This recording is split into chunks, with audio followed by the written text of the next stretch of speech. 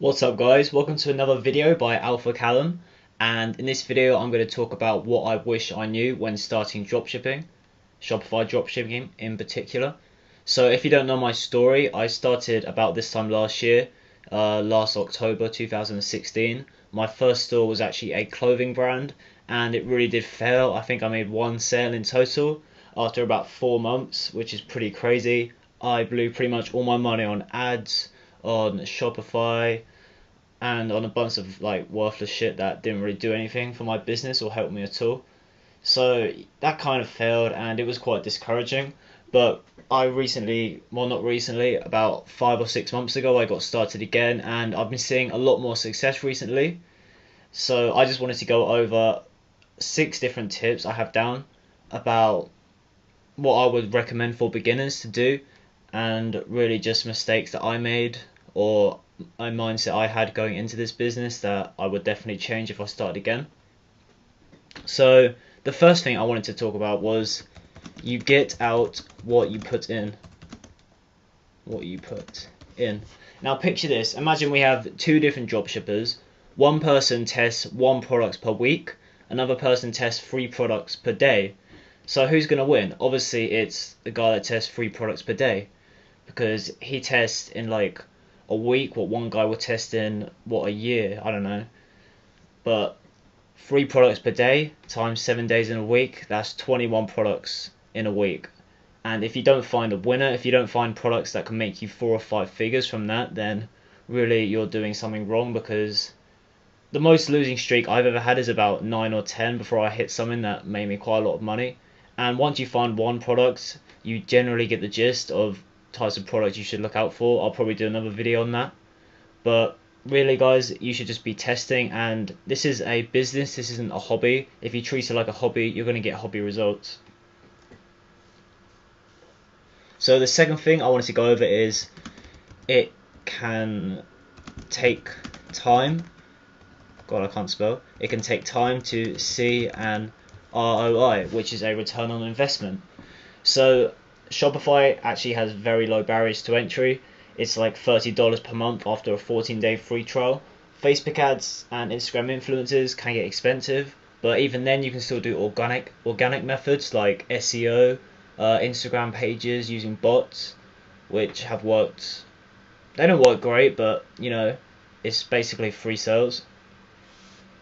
So essentially, with Facebook ads, if you don't have a good resource or someone to learn from, it can take time to actually understand the gist of it and how to actually use it and what different terms mean. I knew when I started I was very confused by what the different terms meant, so like WC, PPE, things like lead generation, LLA, retargeting. It can all be quite confusing and overwhelming for a beginner, so definitely learn a lot, which we'll take on to one of my next tips. But the third tip I actually had written down was start a general store and then branch out. Now, a lot of people say you should be starting a niche store, and personally I disagree with that, because if you get onto a niche that's too saturated or doesn't really make you any money, you're going to get discouraged and it's going to be quite hard to change niche. So if you're in a dog niche, you called your store like dogjewelryhub.com, you're not going to be able to go and sell like camera equipment or watches or whatever. But if you had like a fairly general name, then you could pretty much sell whatever you want. You just branch into collections, and once one of those collections really picks up, you find some winning products, you create a new store branded around those products, which you can sell a lot easier, because it's proven that niche stores do have better conversion rates. But once you're getting started, a general store is definitely better, and my store that's doing great right now is a general store. And recently, just a few days ago, I created a new niche store to really try and up those conversion rates and really build a brand, because that's my next goal. So the fourth tip I have down is invest to learn the process. Now, I've spent a lot of money on testing, on different courses, resources. I haven't bought any mentor or coach. I don't really think that's necessary. But really, you should be investing time and money into learning the process, because if you just go and spend like $500 on ads without actually learning how to run an ad, you're really going to get discouraged, and you're not really going to see much results. But if you were to spend $100 to learn the entire process, then you're going to know what to do and you're going to see results a lot quicker. So you spend $100 to learn the process, you spend $100 on ads to market your products to after knowing what you're doing, and then likely you're going to make sales a lot better than the person that just goes and blows $500 on ads. So that's really what I was getting on with that tip. My fifth tip is do not delay success. Now, a lot of people spend way too long just doing market research, which is important, I guess, but really you should just jump in there as fast as you can, particularly the next few months coming up to Christmas. People are buying like crazy.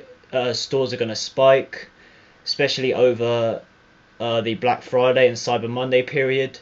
Typically in the UK, stores traffic increases by 22%, I read, which is crazy amounts really. So you really should be taking advantage of that. If you're like on the fence with it and you want to get started in January, you can still do it, but really you should get ahead right now. So that's basically where I was going with that tip. And my last tip is actually to enjoy the process. So if you don't enjoy what you're doing, you're really not going to see much value in carrying on going, and you're likely just going to give up fast. But really, if you enjoy what you do, you like testing, you like learning about Facebook ads and ways to make money using the internet, then this is actually a very good business model. And it can really branch off into a variety of other things. So once you learn Facebook ads for e-commerce, you can branch yourself into an agency, or you can do Facebook ad work for clients, which is what I'm getting into. You can do info products, digital products, market affiliate offers. There's hundreds of different things you can do, all from learning this process. And really it's very enjoyable. At least I find it enjoyable. I like building the websites, I like making these YouTube videos, I like doing affiliate marketing, digital products, and helping people really. I like providing value and having people give me a lot of positive compliments and feedback on my work. It really does make me feel good. So if you just hate what you're doing, you hate e-commerce, you don't like the idea of people getting angry at your customer support, which you're gonna have to get used to with dropshipping. There is a way to be transparent, but really you're still gonna get people pissed off at the shipping times, and there's not a lot you can really do about it until you have enough capital to hire a VA. But yeah, as I said, just enjoy the process, guys. So that's 6 tips which I wish I knew when starting Shopify dropshipping. I really hope that was helpful, guys. I've left a link to my training in the description below, which is a very good price for what I provide. I give you some personal help via my private WhatsApp account, a bunch of different resources, videos, modules, and pretty much everything you need to get started. So before you go and blow a bunch of money on ads, that might be worth checking out, guys, if you're quite new to this. I've left links to my social as well, so if you want to get in touch with Facebook or Instagram, then I'm welcome to questions. I like talking to people, I like meeting people.